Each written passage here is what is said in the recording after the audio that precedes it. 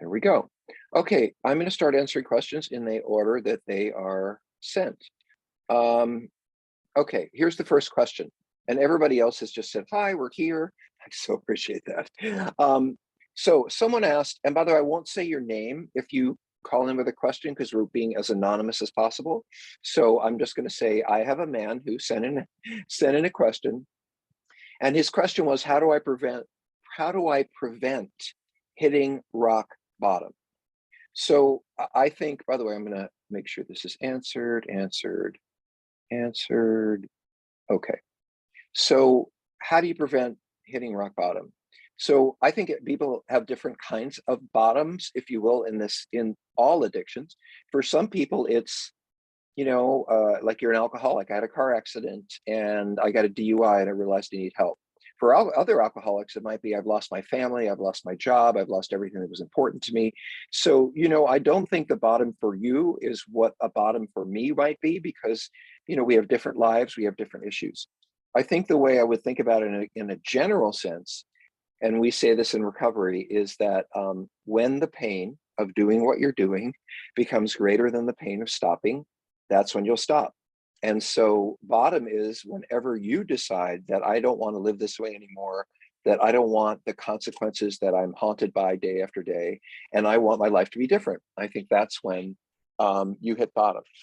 I will say that that it's not I run a treatment center. I've been running treatment centers and organizing them and creating them for almost 20 something years. And I can tell you that I have never met, sadly, okay, I'll tell you this, if I've seen 1,000 clients, and I've probably seen that over all of these years, women sex addicts, male sex addicts, couples, I mean, I've done this work a while. I can count on this hand, that's 5, the number of people who came into treatment because they wanted to be a better person, or they wanted to be a better dad, or they wanted to be a better friend, or people don't come into treatment, especially residential treatment, but most people don't come to any kind of treatment unless they have to. It's an unfortunate lesson in life that people really don't change. One of the main motivators for change, maybe even bigger than love, is pain. And so you will know when you hit your bottom because you will be in so much pain and you'll have so many consequences, whatever those are for you, that you don't want to live this way anymore. I will say one other thing, though, and this is important to me, is that not everyone can stop, just by going to a 12-step meeting. I consider stopping when someone's struggling having to do with up the ante. So let's say you go to 2 12-step meetings a week, that's great. But if you're still struggling, you need to go to 3 or 4 or 5. If that isn't working, you add a therapist, or maybe you already see a therapist and you need to make sure they're an expert in this work. So, now you're seeing a therapist, now you're going to groups, maybe you need to take one of our courses, Sex Addiction 101, Porn Addiction 101. So you keep adding to the pile until you realize that maybe none of that works, and then you end up in residential treatment. But there's a whole continuum between, I just started one thing to get well and it didn't really work, so I'm adding more and more and more. And trust me, eventually you will stop because all your time will be taken up with recovery, which is not a bad thing, considering how many hours get taken up with sex workers and porn and all of that kind of stuff. The greatest pain that people can experience is the loss of relationship. Our deep, meaningful, loving attachments are what matter. And I know that you spouses are going to say, but wait, I didn't matter when he or she was acting out. And that's part of our compartmentalization. We can push you aside and say, well, it's their fault, or they don't matter, or as long as they don't know, and all that stuff. But just let you find out and move a few inches away from us, like get out of the house, or I'm not going to put up with this anymore. And you'd be amazed how quickly we addicts realize, oh my God, that person's important to me, because the fear of loss really drives us to look at our relationships differently. And I'm not saying to you spouses, by the way, that you should threaten us with loss or leave us to have an effect on us addicts making change. You set boundaries for you. I can't live with you anymore. I can't do this anymore. I don't want any more lies. You can't sleep in my bed. I can't tolerate that, whatever it is. But you don't do that to produce change in us. It may not, but you set boundaries so that you can be more comfortable and your life goes better than it does when we are as actively involved. I will say on the other side of it that we do often respond to distancing, detachment, and threats of relationship loss. Those are probably our biggest fears. I think the other thing that drives people to treatment, by the way, is they're out of control with drugs, and they can see that they're going to lose what life they have, and it's intertwined with sex in our world. So let's see, who's got more questions? Will you get the recording? You know, Tammy could tell you this better than me, but I would say, I can tell you this. Every single one of these anonymous Q&As go up online. It is a podcast that Tammy and I do, and you can look me up because Lord knows I don't remember the name of everything at my age. But if you look me up or you look up Tammy Verhelst, you'll find both of our you'll find my podcast and that one, and maybe somebody knows it and hears it. There also is I'm pretty darn sure we put this up on YouTube.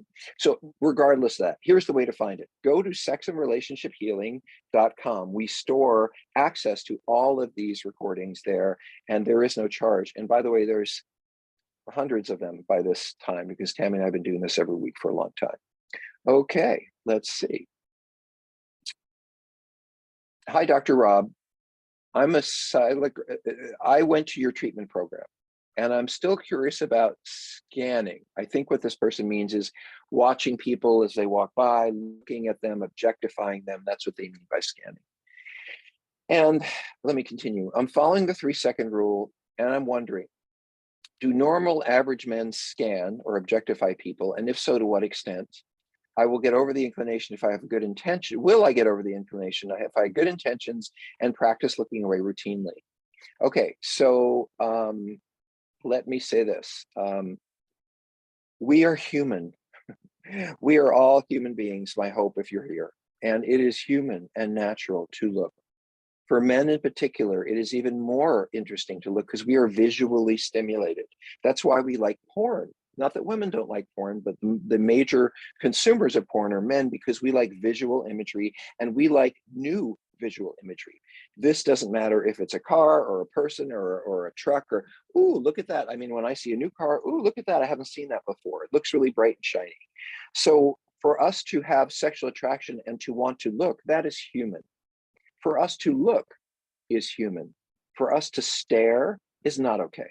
For us to follow someone, give them one of these, cross the street, come down the other aisle of the grocery store to check them out, go back a second time, that's unhealthy.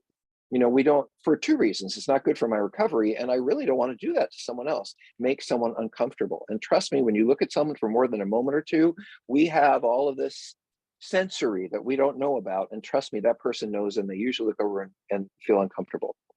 Another thing, do you want to be that guy? Do you want to be that guy that's staring at women and make them uncomfortable? That's another question for you.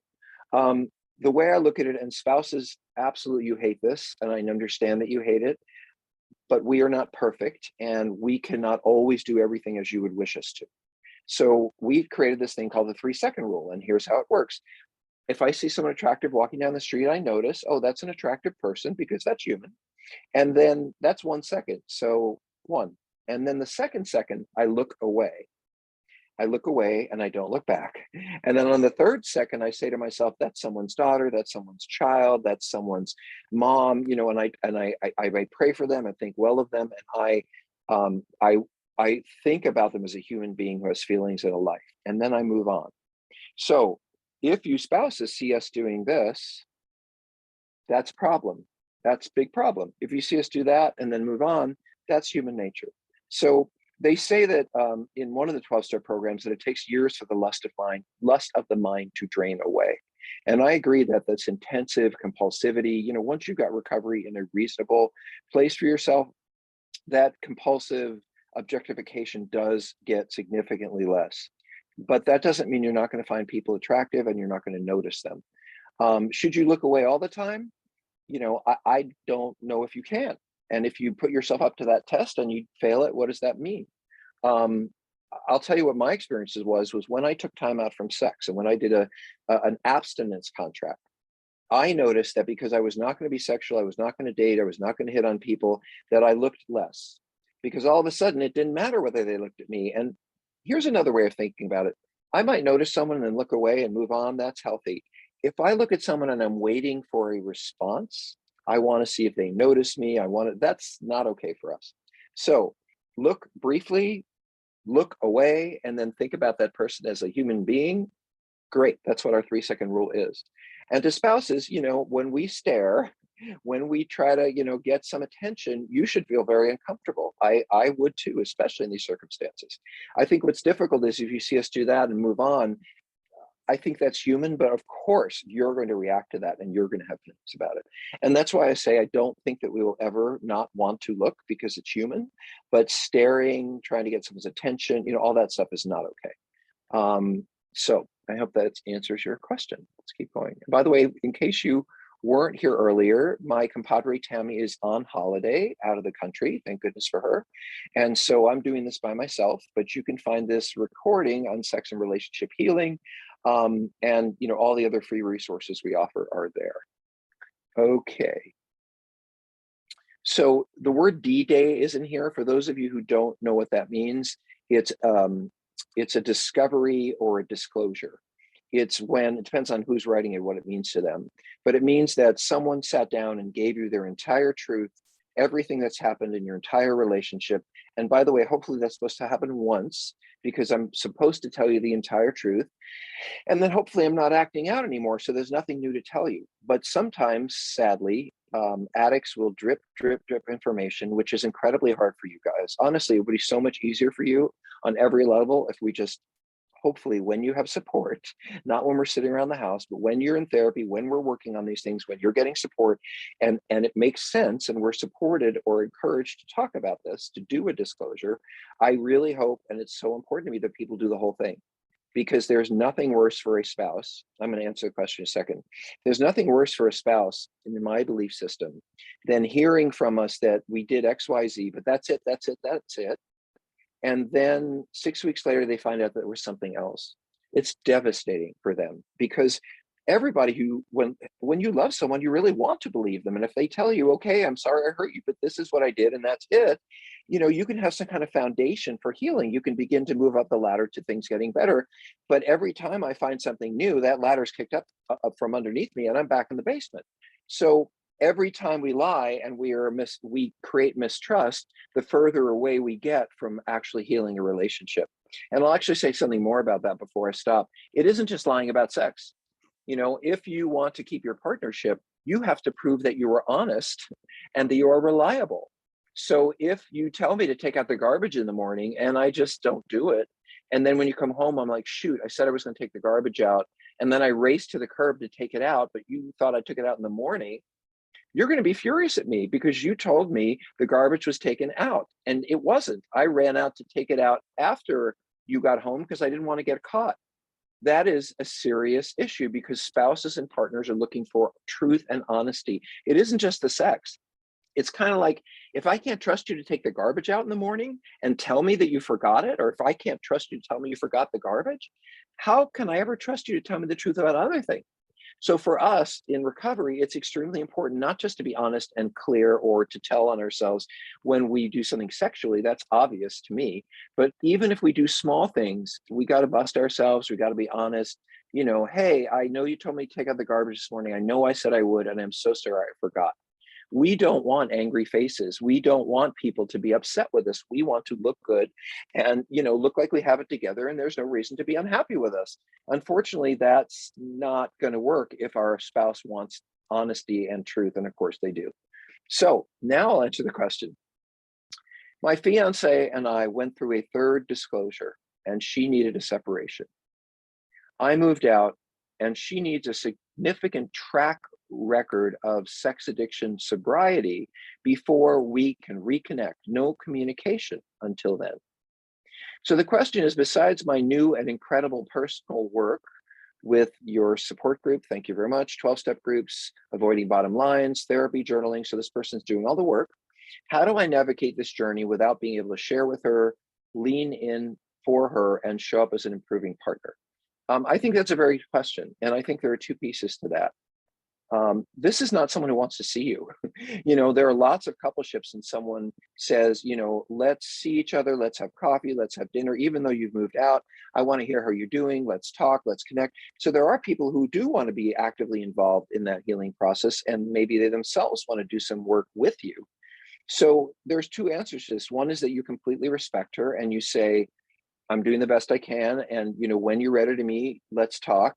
And I might set a date on that. Like, I need to check with you in 90 minutes because I don't want to go 6 months and find out they don't want to be with me anymore. I mean, I'm recovering for me, but I don't want to hold on to my hope that maybe something will work out and then it doesn't. So two things, I would absolutely say to my spouse, hey, completely respect your desire to be disconnected. I don't like it, but I understand it and I respect you.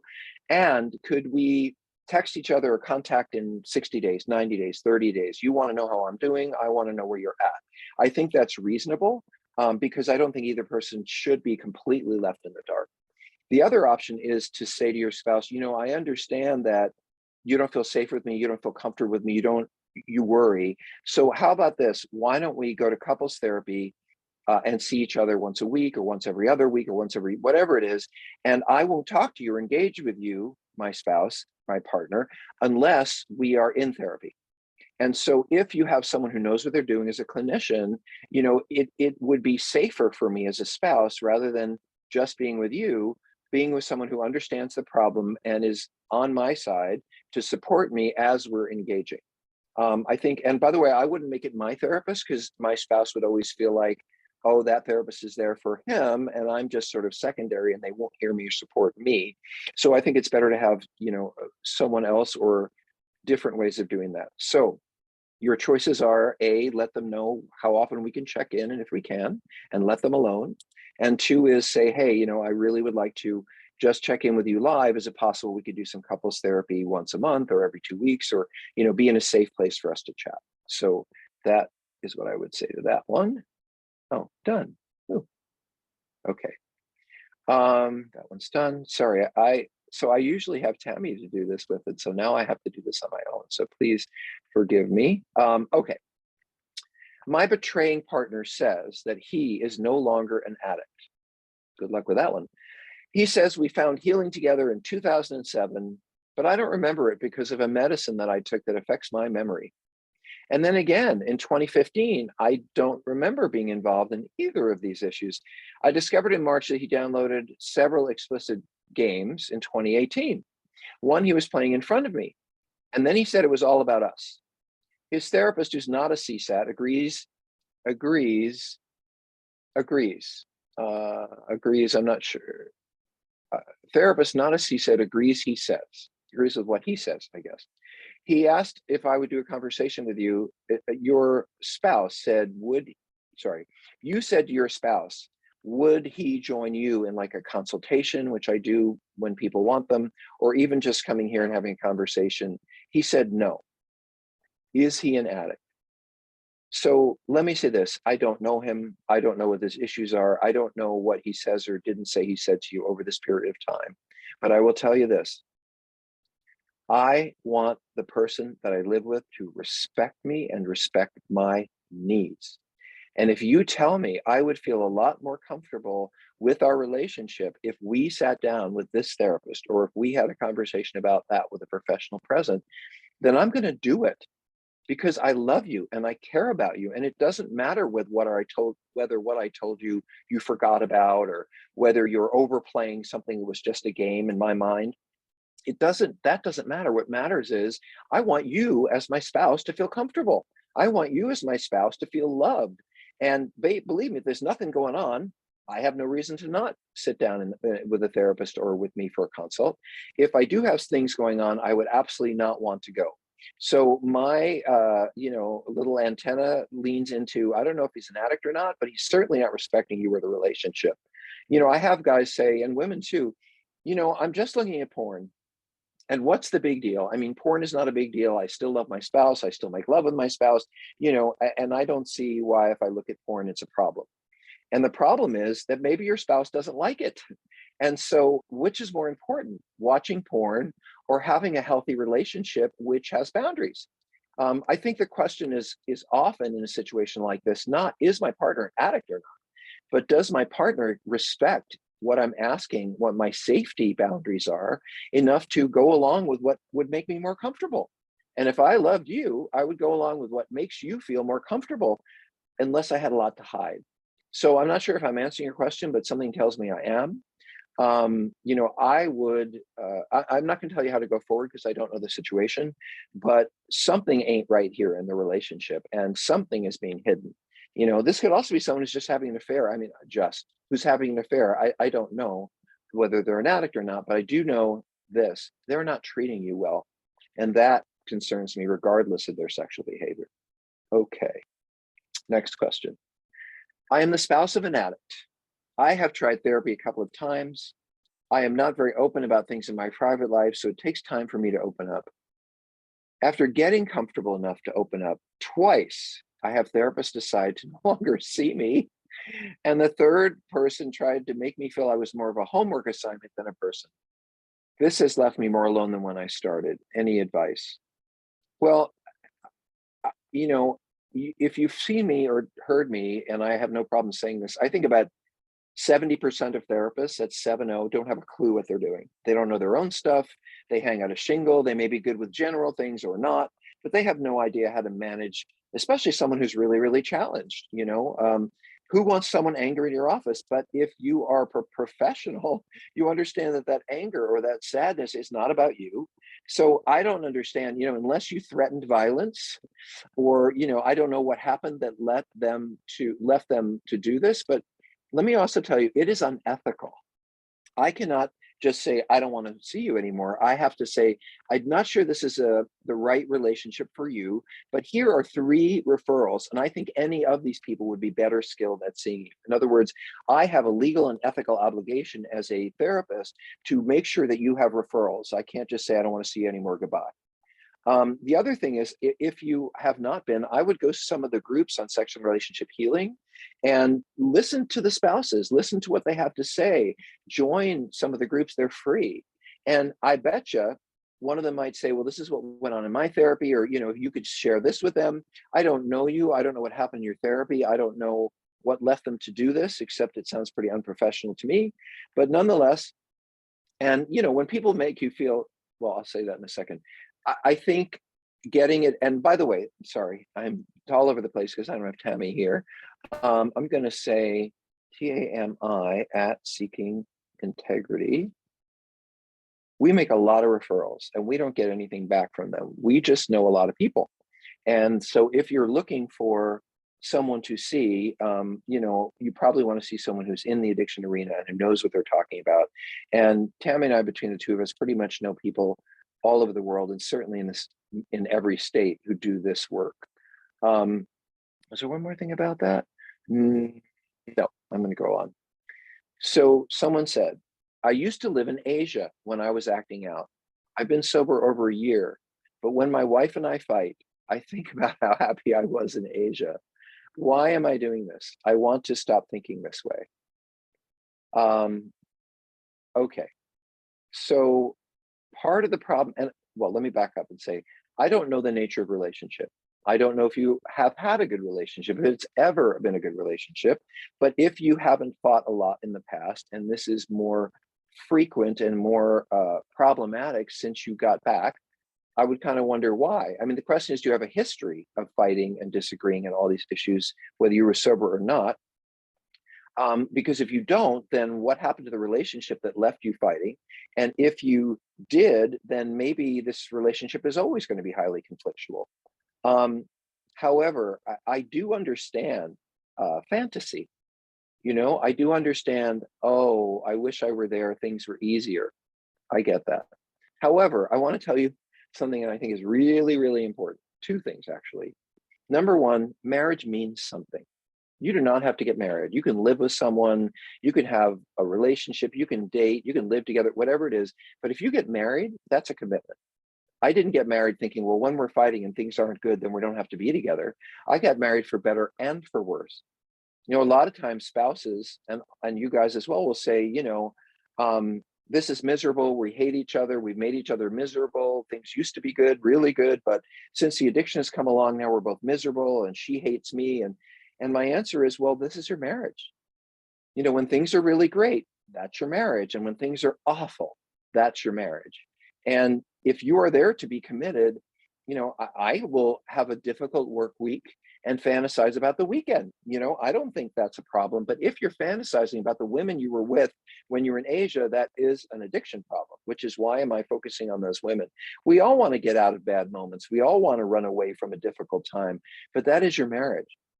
I think that the best way to stop thinking this way, and you're not going to like this, is to tell her, is to say, you know what, when we fight, I just disappear. I think about Asia. I'm distracted. I don't know. Do we need some couples therapy? Do we need to figure?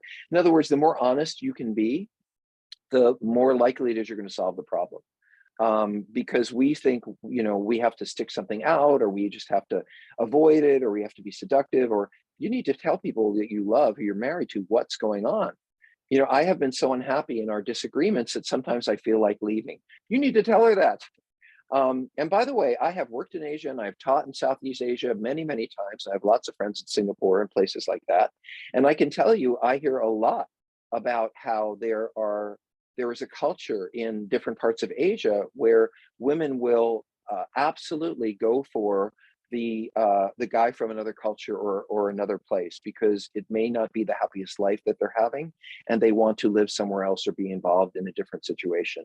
In fact, there are whole corporate discussions about, if we have men or women going over to Asia, what do they have to be concerned about? What do their spouses have to be concerned about? So I would kind of wonder what you were doing in Asia. But why are you doing this? Because you want to run away and you don't like the feelings that you're having. And by the way, now that you're sober, you have to have these feelings. And then if you say you want to stop thinking this way, you better start talking about it. You better start figuring out exactly what it is that triggers you from we're arguing to I want to run away. And maybe some couples therapy might be useful, because there's a lot going on here that is not being addressed. And I want to say to all of you, this would be Tammy's comment. How many of you who are sober are going to 12-step meetings? How many of you are in therapy? How many of you are actively working on this and understand the process? And how many of you, if you are in therapy, at least have one of the people you're involved with a trained professional? And Tammy will say this over and over again, and I'm going to voice it for her. If you have a cough and you go to the doctor and they give you some medicine and you stop coughing, you don't need to do anything else. But if you have a cough and the doctor says, I'm a little bit worried about lung cancer, then you go see the cancer specialist. The situations that I deal with and that we deal with in seeking integrity and in treatment, they are relationships that are dying on the table. And we really need, you don't see the regular doctor for that. You see people like us or other experts that we refer you to make sure that you're seeing someone who knows what they're doing. Because you can have all the good intentions in the world, but as I said, I think about 70% of therapists are crazy. And even the ones who get it right are not necessarily specialists. So I guess that would be my answer to your question. Okay. Ooh. Let's see what's up here. Done. Okay. Someone says, I have a hard time forgetting my mistress of 6 years. How can I distinguish love or just an addiction of love? So let me say this. I don't know whether you loved this other person at all, and maybe you did, but a mistress is not a spouse. A mistress is someone that you have the fun times with. You don't have to do laundry and vomit and kids and financial issues and house cleaning and in-laws and church. You don't have to do all of that with a mistress, quote unquote. You can just go play and party and have sex, and there's none of the challenges that a meaningful relationship has.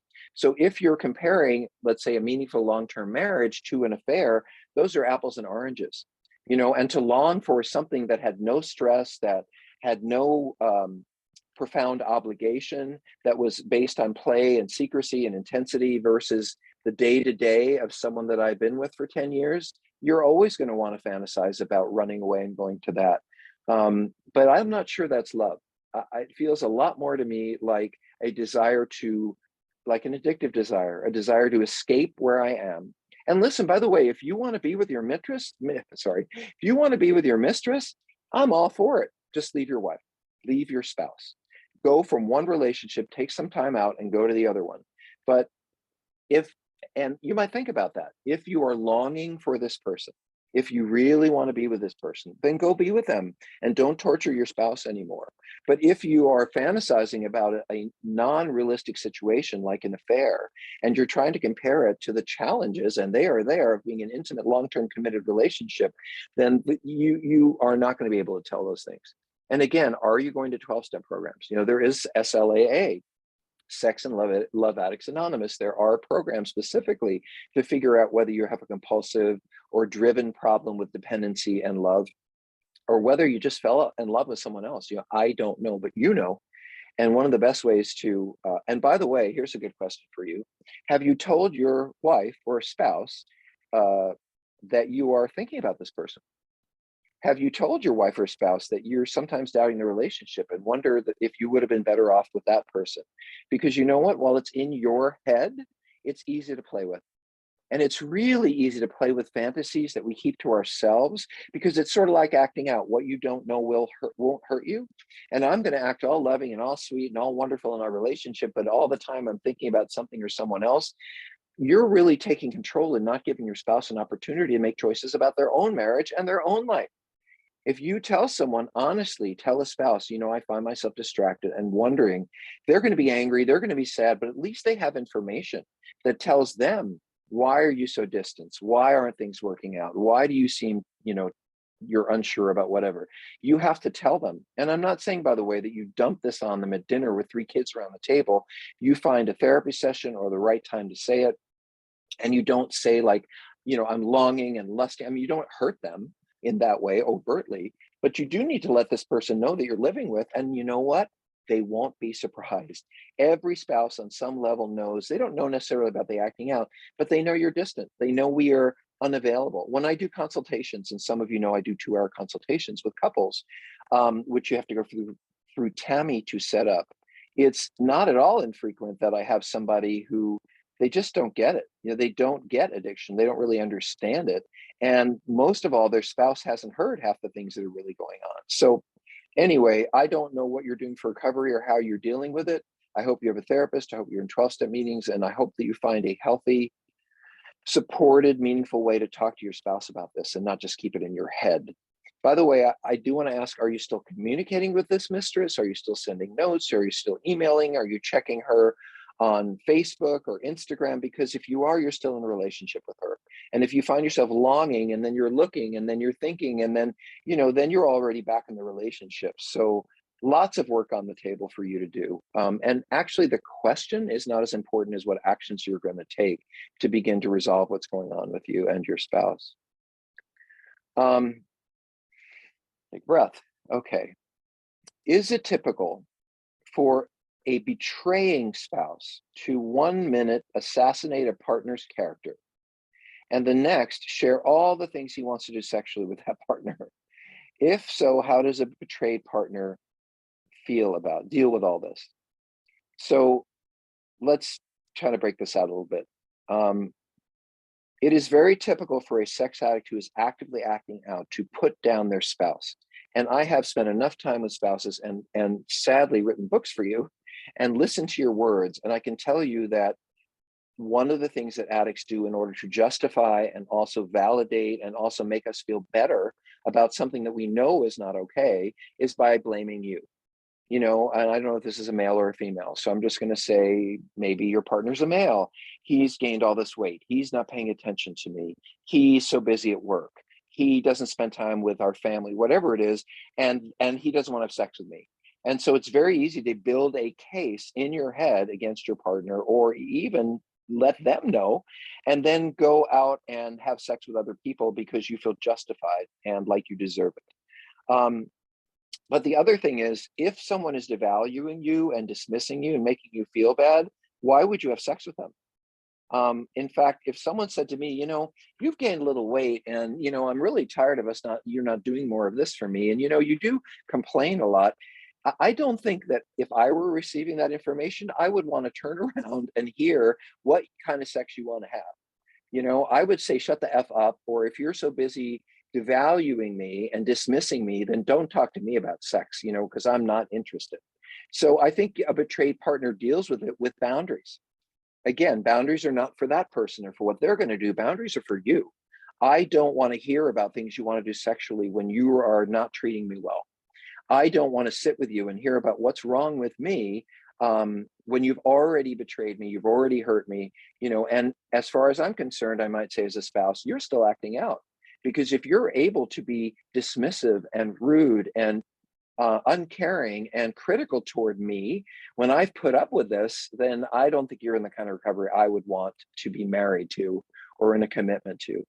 So the way to deal with it, I think is to tell your truth and set a boundary and then keep it. So if you get complaints and all of this stuff from your partner, and then they turn around and want to have sex with you, it would be a hold on. I didn't want to listen to you complaining. I certainly don't want to talk to you about sex. And in fact, when you start devaluing me and dismissing me, and let me tell you what that sounds like. This is the spouse. I'm going to get up and leave. I'm going to go to the other room. I'm going to call somebody. Don't expect me to sit here and take this, and don't ever expect me to then go along and have sex with you once you have said these kinds of things to me, because I don't want anything to do with you. I think your feelings are really important here. How does it feel to have someone who says they love you and they want to have sex with you assassinate your character? How does that feel?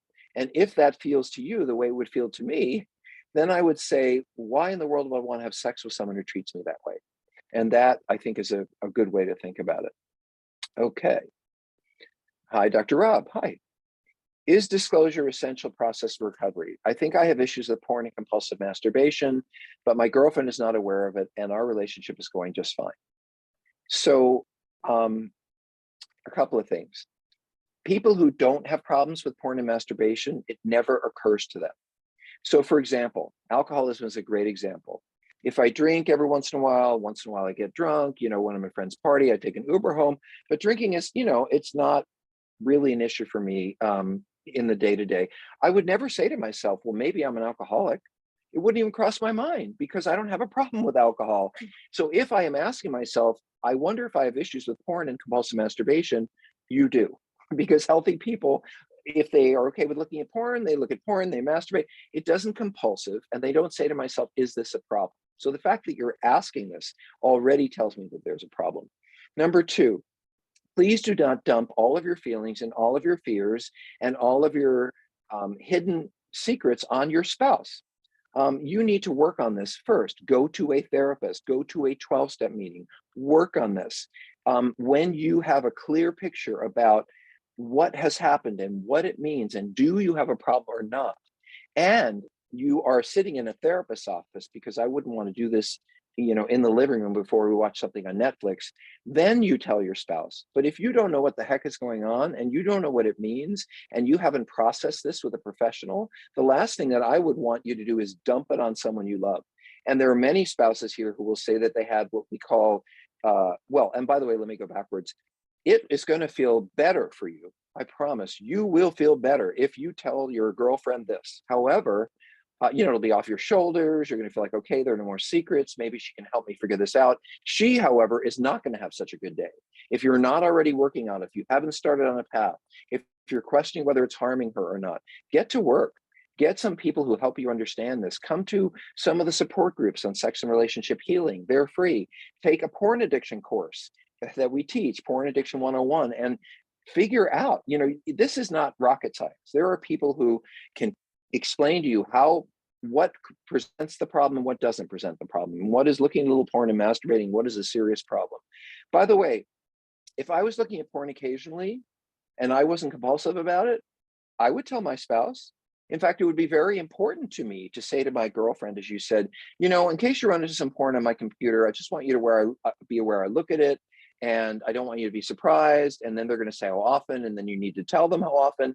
I wouldn't necessarily bring up the compulsive masturbation part right away. But if your relationship is going, and by the way, your relationship is not going fine. It may seem like it's going fine, but your spouse and every partner I've ever worked with, and this is one of the first things I bring up on a consultation, is I say to a spouse, do you get this feeling that the man in your life has begun to distance himself, step away, be less intimate, be less responsible to the relationship? And they always say yes. Like, that is the first sign that something is not right. Your girlfriend may not tell you everything that's on her mind, or sadly, more often, she may blame herself. So get to meetings, get to therapy, write Tammy if you need to look for somebody. Or just start out with a 12-step meeting as a support group, summer section relationship healing, take the porn course, and then sit down with yourself and have an honest, come to God about what is true for me and what isn't, and how do I begin to bring my spouse into the process. By the way, I will say, you said porn and compulsive masturbation, but if you're having sex with other people, are you worried about STDs for your partner? Are you worried about COVID for your partner, because a lot of times we're out there. I had a guy say to me, and this is absolutely true. I brought up COVID with him, I think, and I said, you know, you were out there seeing sex workers while COVID was much more intense or still going on. Didn't you worry about getting your partner or your family infected? And he said, she looked really healthy. That's what we say. I used to have people say in the days of serious AIDS ongoing and HIV, well, they looked really nice, so I didn't think they had HIV. It doesn't go that way. So if you're having sex outside the relationship, I would be worried about STDs, about COVID, and what you might be unthinkingly passing on to that spouse. Okay, so moving on. Thank you, you're welcome. I want to remind you guys that we do not, Tammy's not here tonight. I don't answer chats. So if you have something, like someone wrote something about gay male relationships, put it in the chat, because I don't read questions that are not in the chat because it's overwhelming to me. Okay, oops, sorry, I lost you there. Dr. Rob, hi. I want to schedule a consultation for you with my spouse and I. Can you elaborate on what you do in the consult? Sure. So most of the consults I do are with couples. Once in a while, like maybe 1 out of 10 or 1 out of 15, a sex addict comes to me and says, you know, I don't know what to do. I got to figure this out. You know, I don't like my life, whatever. But most of them come in with a partner. And to be honest, a lot of my experience of what the consultations are about is helping the addict understand how bad things are. You know, when we are running treatment at Seeking Integrity, one of the things we do is I ask spouses to send us a letter, 2 pages, double spaced. Tell me what it's like to live with this person, your addict spouse. What is it like to have them acting out? How has it affected you? How do you feel about your body, your soul, your kids? And I want them, basically, we call it an impact letter. I want them to know what has the impact on the spouse been of your behavior. And it's interesting because when I go into group and I read the spouse's letter, 99.9% of the men I work with say, oh, I've heard all of that before. And then they say, but now that you're saying it and you're saying it in front of these group of men, I'm hearing it very differently. And so I think what I'm particularly good at after 30 years of doing this is really turning around and saying, okay, they said this. Is that the husband you want to be? Is that the wife you want to be? Like, you know, is that how you want to treat someone? Were you aware? You know, all of those things. So I think a lot of it is helping the addict become aligned with reality.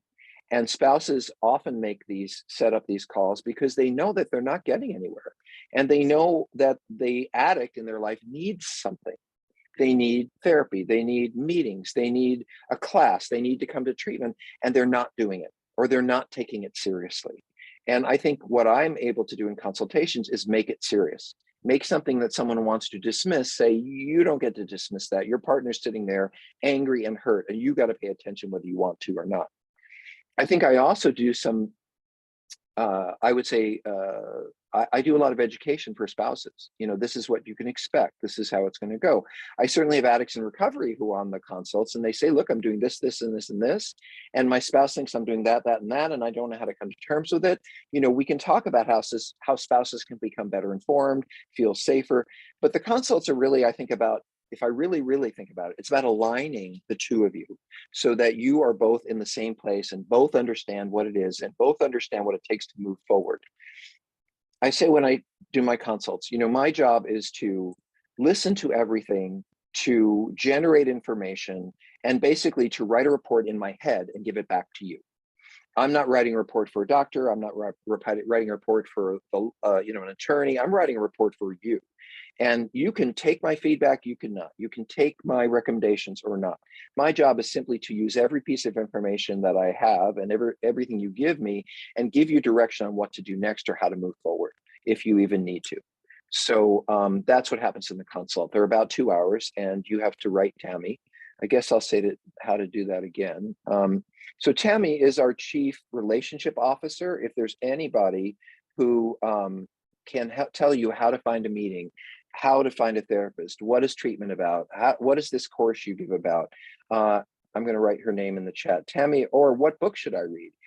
Tammy really, all things go back to Tammy on some level. So I'm going to write her email address in the chat. And if you are looking for any of those resources, you know, talk to Tammy. So consultations, whatever that is. Anyway, I hope that was useful for you. By the way, in case you haven't noticed by listening to podcasts or watching me on YouTube or whatever, or the books, I am a no bullshit kind of guy. I am not rude, although people sometimes think me rude. I am reasonably arrogant, but that's, I've kind of earned that at this point. But the bottom line is when you come on as a couple to a consult, I'm going to say what I see, and I'm going to say it how I see it and see it how I say it. And as I often say in consults, you may not like me when we're done. You may think I'm rude. You may not like the outcome. Take what you like and leave the rest. I'm here to give you information and give you the straight dope on what's actually happening. And then it's it from my perspective. And then you get to do whatever it is you want to do. Okay. So by the way, I encourage you guys to line up for more questions. It's 10 to the hour and I will go right to the hour. So, if you want something answered, you better put it in there now because, it's going to be time up and then Rob's going to go feed his dog, feed our dog and have dinner. Okay. Someone said, I am seeing a therapist that specializes in porn and sex addiction, and it's been very helpful. I also have read your book along with your brain on porn. These have really helped me to find a better path in my choices, and I've been clean for 32 days. Congratulations. Woohoo. I don't think I need a 12-step program, but I don't disregard that just because I think that. I didn't even know I had a problem until going to therapy. Do you think it's necessary to be a part of 12-step? So I can tell you why I have experienced this being necessary and why I think it is necessary for the people that I work with. Now, I wouldn't start therapy saying you've got to go to 12-step because some people would say, screw you, I don't want to be in therapy with you. But I do think as we get along the way, like, it's been a while, you're seeing a therapist. So a couple of things. Number one, you are in a pink cloud. You have just started making a path in your choices. You've just gotten clean and you're feeling better and you're feeling hopeful. And maybe even you're not really feeling like acting out a lot right now. This will pass. Your pink cloud will come crashing to the ground. And all of a sudden, all you will think about is sexual acting out. What are you going to do then? What relationship and support are you building right now so that when you are in trouble inside of you, and you will be, because this is a lifelong problem, what are you going to do about it? To me, this is a time not to sit on my laurels and say, oh, I'm so grateful. I've got 30 days sober and I'm working with a therapist. This is time to say, as we say in my field, while I'm working on this, the addict in me is in the corner doing push-ups. While I'm working on this, the addict inside of me is in the corner doing push-ups, and he or she is going to come right back out and knock me on the head. So for me, this time would not be about being so pleased at how well it's going. At this point in your recovery, I'd be thinking, this is a good time for me to really build my support system, to really build those people to call, because I'm going to need them when this goes away. And, 32 days, I'm so sorry. And I'm really happy for you. But, write me in a year, because you're not going to make a year without more support. Here's the deal. In a very simple way, I act out because I want to feel better, because I want attention, because I want validation, because something inside of me related to my past has been kicked up, all kinds of reasons. And so when I want to act out, what is really going on, literally actually going on, is I want to make a connection.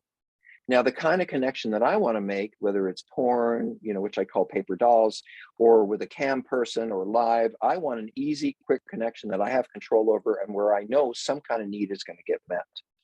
But if you want to stop acting out, what are you going to do when you're having a bad day and you want to act out? What are you going to do when you have a fight or an argument with your boss and you want to act out? You can't reach out to your therapist 24/7. And by the way, you're not going to be in therapy for the rest of your life.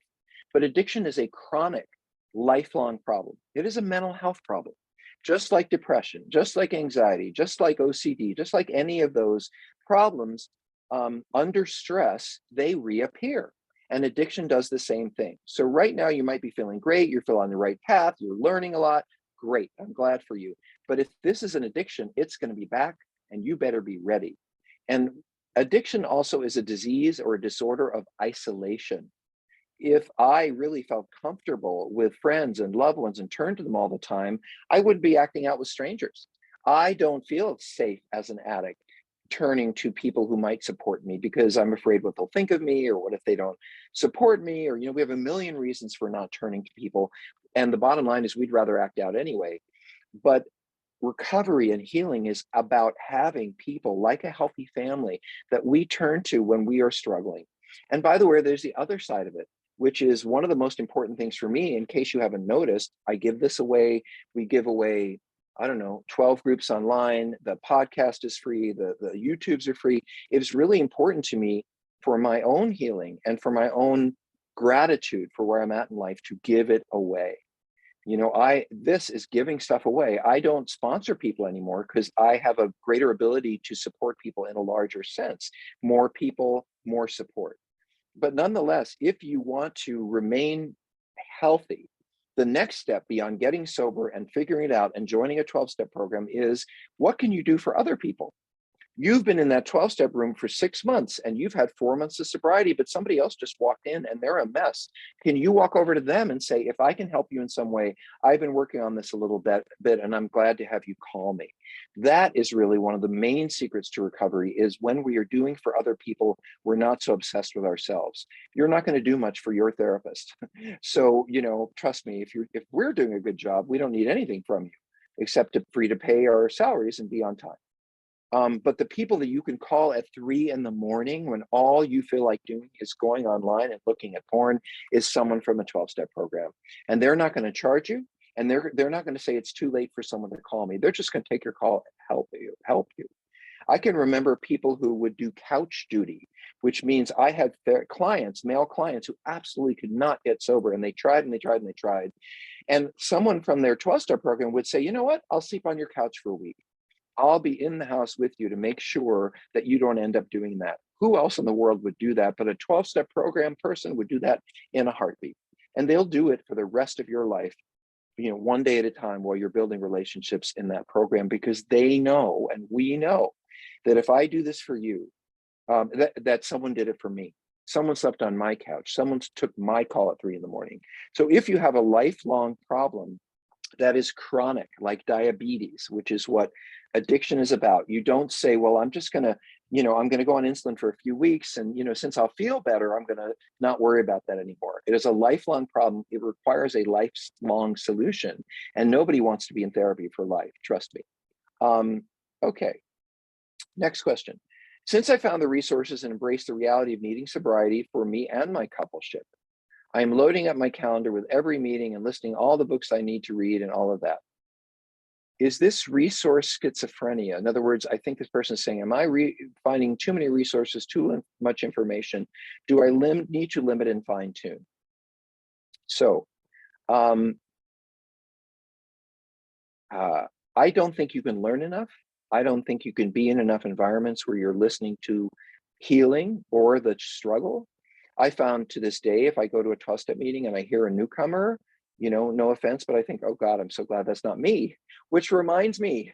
So in any case, I do think that we can get really crazy with wanting to do everything at once. I would pick one 12-step program. I'm going to go to SAA, and I'm going to go to 3 meetings a week, and I'm going to see a therapist once a week, and I am going to go to some of the support groups that we have that are free on sex and relationship healing once or twice a week. I'm going to buy 2 books. So I think, yes, the question is not, is it resource schizophrenia? The question is, will I get overwhelmed? And getting overwhelmed is not going to be productive. So, and by the way, I know this is hard to understand if you're in early recovery, but it is really, and especially for spouses, I get that completely. You can't just do recovery. If I just read recovery books all the time, I'd lose my mind. You have to have also some free time where you're watching TV, or you're going for a walk, or you go to a movie with a friend, or whatever it is. So if I was putting, and I recommend this, if I was putting up a calendar on my refrigerator, written, not on my pad, and I put, this is what I'm doing Monday, this is what I'm doing Tuesday, make sure that some of the things on there are, I'm going to go have some fun in a healthy way. Trust me, over time, having healthy distractions is the most important part of recovery, because if this is all sackcloth and ashes and I hate myself and God, I'm missing all that sex and why am I even doing all this? Because all I do is go to meetings and read books. Why not? Why stay sober? Like that's not the life I would want to have. In alcoholism, they have like sober dances so that people can understand, oh yeah, I can have fun and laugh with um, without drinking. And it's really the same thing in our world. You also need to find things that you enjoy and that are pleasurable, that are not sexual and not acting out, more like hobbies and fun things to do and sports and whatever, so that you can have a reason to look forward to things to stop. So hopefully that's helpful. Okay, did that one. Okay, question. This will be the last one, unfortunately, guys. Please come back next week. Oh God, there's two questions I want to answer. So let me answer this one quickly. Hello, Dr. Rob. I'm a porn addict in recovery, and I recently found out that my 10-year-old son is watching porn. Are there therapists or inpatient treatment programs for this age group? So I will tell you that I have a colleague who's a sex addict and has been in recovery a long time. And he found his 11-year-old son on the computer looking at this. And of course, mom freaked out, he freaked out, you know, what do we do? Is this a problem? The bottom line is that I don't know that therapists are needed. I don't certainly think that inpatient programs are needed. You know, kids look at stuff they shouldn't be looking at. Kids find stuff that they shouldn't find. Unfortunately, that's the reality of our digital world. So my question to you would be, first of all, have you read a book? Have you gone on Googled, my young son is looking at porn, or my kid is looking at porn, or as a parent, how do I handle this? I guarantee you there are at least 3 or 4 books, at least, that will tell you, if you just look for them, how to best manage if your child is found with this. And you know, it's really something you have to talk about with them a lot. And not in terms of, oh my God, I'm an addict and they're probably an addict too. Half the 10-year-old, well, I won't say 10-year-olds, but half the 15-year-olds in America and most of the 20-year-olds are already looking at porn. Should a 10-year-old be watching it? No. Is it a problem for the development? Yes. Is it terrifying for therapists, for a parent? As it should be. But learn what to do. And the last thing to do with a child who's looking at porn is to freak out. This is their sexuality, whether they are prepubescent or postpubescent. It's about sex, and they know it. So if you run into that room and you say, how could you do this? And what's wrong with you? And not in our house. And you're scaring that child around their experience with sexuality. There are ways to talk about it and work on it. And, you know, you can certainly go into family therapy if that's needed, but inpatient programs, that's way out of the question. And therapists, maybe, but first figure out what you need to do as a parent to help come to terms with it and your child to come to terms with it, and then see if you really need a therapist. Okay, last question. How often do you see comorbidities with porn addicts, meaning a related mental health issue? Comorbidity is like depression and addiction or anxiety and addiction, stuff like that. Mine has hit the jackpot with 9. You have 9 diagnoses. Wow, that's a lot. In your experience, do some of these drop away with sobriety? I don't know anyone who has 9 diagnoses. So something ain't right. I guess got to tell you, if you were a therapist and you were coming to me for training and you said, this client I'm seeing has 9 diagnoses, I would say, no, something is not right. So first of all, that isn't right. And I hope that you see or have the ability to see an experienced person who does diagnosis to sit down and tell you what are the primary issues. Do you have brain problems? Absolutely. Did they cause problems? Absolutely. Are they all of these? Not sure. Probably not. So what I think about mental health issues, for example, I have depression. You know, it's something I've lived with all my life. When I was acting out, I was much more depressed, for sure. I was lonely. I was acting out. I was depressed. I was hopeless. I was full of shame. Did I no longer have depression because I got sober? No. Depression has been on and off with me all of my life.